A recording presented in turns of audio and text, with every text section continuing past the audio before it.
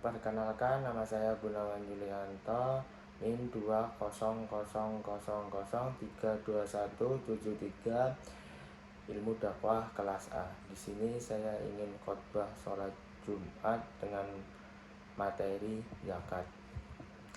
Alhamdulillahilladzi arsala Rasulullah bil huda wa dinil haq liyudhhirahu ala dini kulli wala karihal musyrikun. Asyhadu an la ilaha illallah wa asyhadu anna Muhammadar Rasulullah.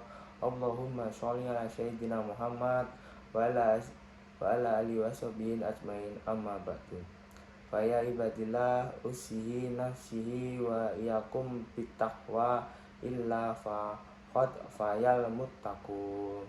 Wa qala ta'ala ya ayyuhalladzi amanu taqullahu wa khayatu khattihi wa alla ta'mu'tuma illa wa antum muslimun. Kaum muslimin yang berbahagia, segala puji dan rasa syukur hanya pantas kita haturkan kepada Allah Subhanahu wa taala yang telah memberikan kenikmatan yaitu iman, Islam dan ihsan. Karunia yang teramat besar yang Allah berikan kepada hamba-hambanya. Semoga kita selalu termasuk yang mendapatkan hidayahnya serta berada dalam keadaan iman dan Islam hingga akhir hayat nanti.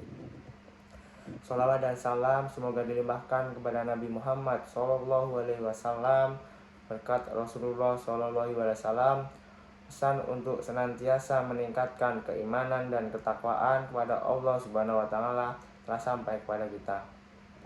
Kaum muslimin yang berbahagia, kita tahu bahwa Allah menciptakan alam semesta berawal dari ketiadaan menjadi ada. Dalam bahasa Yunani disebut creatio ex nihilo. Alam semesta ini penuh dengan keteraturan.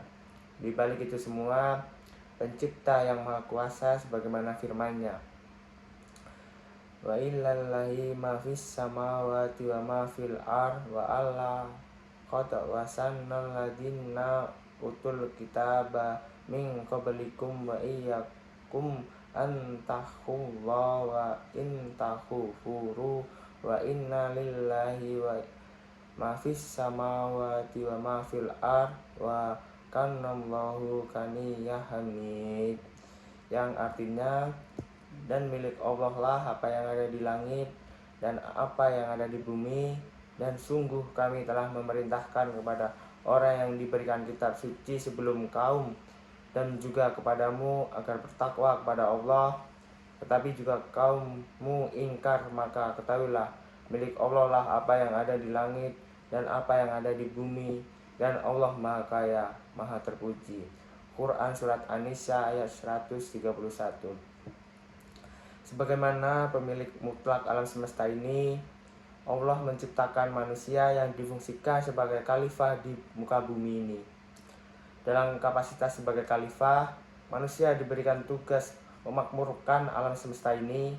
Dalam misi memakmurkan alam semesta dan seisinya, Allah menyediakan fasilitas yang dibutuhkan manusia untuk menjaga eksistensinya dalam kehidupan, seperti oksigen, air, udara, ataupun tumbuh-tumbuhan.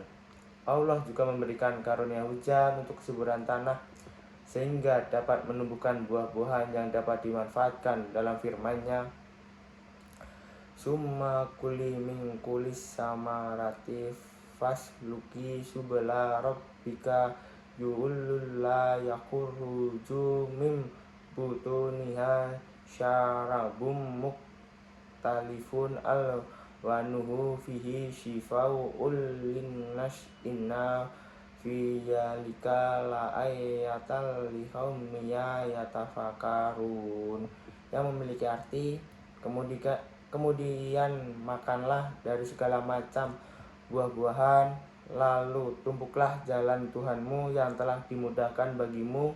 Dari perut lebah itu keluar minum madu yang bermacam-macam warnanya. Di dalamnya terdapat obat yang menyembuhkan bagi manusia. Sungguh pada yang demikian itu benar-benar terdapat tanda kebesaran Allah Subhanahu wa taala bagi orang yang berfikir. Quran Surat Al-Nahl 69. Kaum muslimin yang berbahagia, kita tahu bahwa manusia tidak memiliki kekuatan menciptakan air, menggerakkan awan, membuat pohon, dan seterusnya. Manusia hanya mampu mengolah, memberdaya, dan memanfaatkan segala fasilitas yang telah diciptakan oleh Allah. Semua harta kekayaan yang ada di bumi pada hakikatnya hanya milik Allah. Sementara kepemilikan manusia hanyalah bersifat nisbi.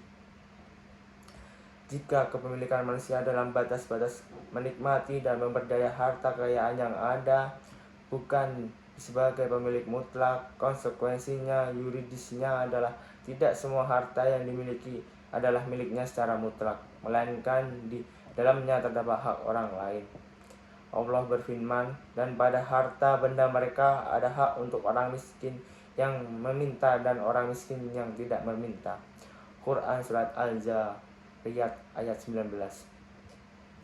Sementara orang yang mempunyai harta berlebih dan dalam tempo tertentu diperintahkan untuk mendermakan hartanya kepada orang yang berhak, yaitu kaum du'afa dan lain-lainnya. Quran Surat At-Taubah ayat 60.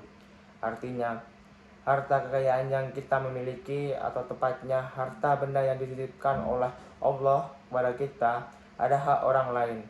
Praktek ini dalam Islam dikenal dengan zakat, disamping infak dan sedekah, karena zakat ditinjau dari sudut bahasa mengandung arti suci, tubuh, berkah, dan terpuji.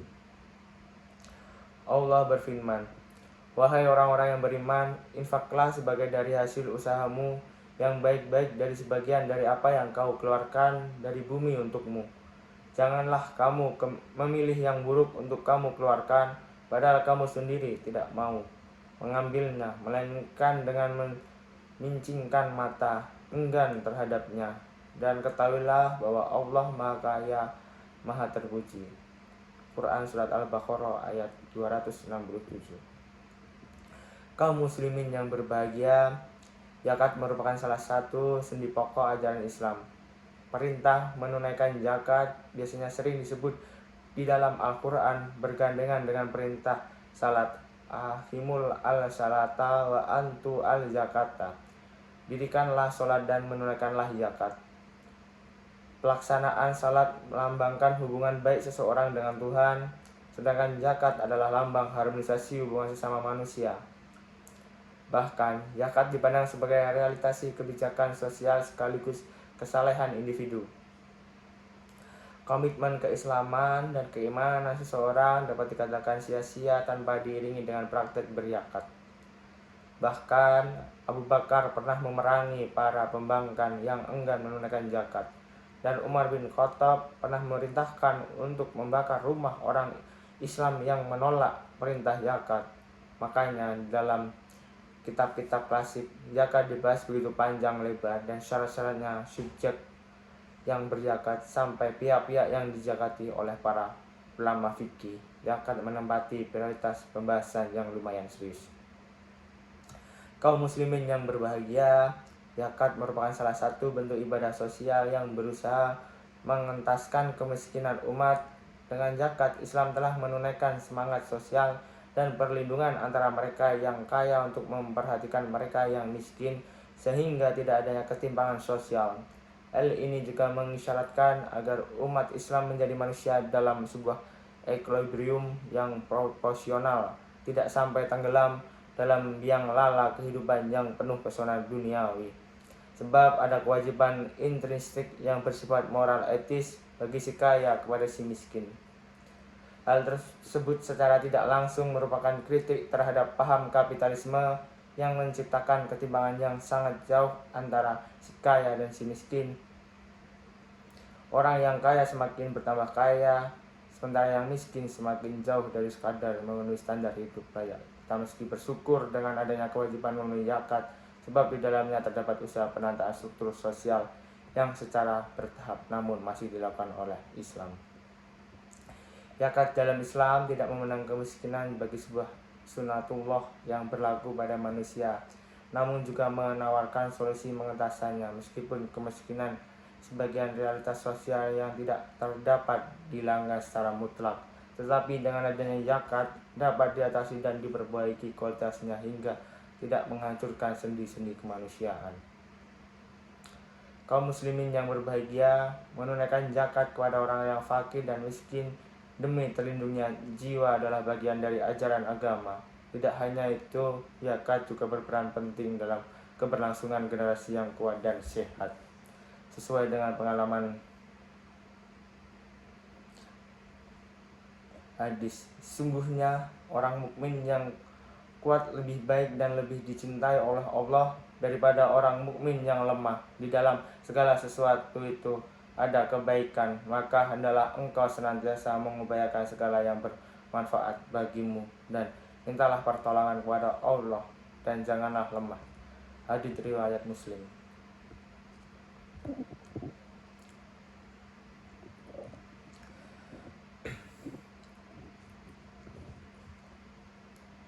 Alhamdulillahilladzi hamdan katsira kama amar, asyhadu an la ilaha illallah wahdahu la syarikalah wa asyhadu anna Muhammadar abduhu wa rasuluh ma ustul illa syaril basyar.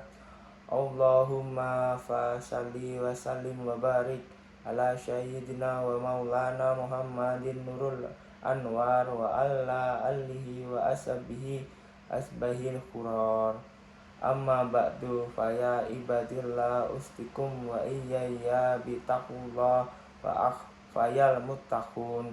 Qaullah Halu ta'ala fikur amil azim, innallaha wa ammalas ikatanu sahulla allabiya ya ayyuhalladzina amanu sallu ala wa sallimun taslima.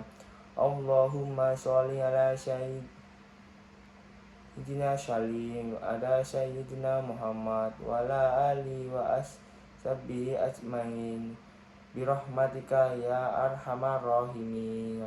Allahumma firli lil mu'minina wal mu'minat wal muslimina wal muslimat al ahya'i wal minhumal wal anwat. Rabbana hab lana min azwajina wal zurriyyati qurrata a'yun waj'alna lil muttaqina imama. Rabbana atina fid dunya hasanah wa fil akhirati hasanah wa qina adzabannar. Rabbana taqabbal minna innaka antas samiul alim wa atub ala inna anta wabbarahum wa alhamdulillahi rabbil alamin. Wassalamualaikum warahmatullahi wabarakatuh.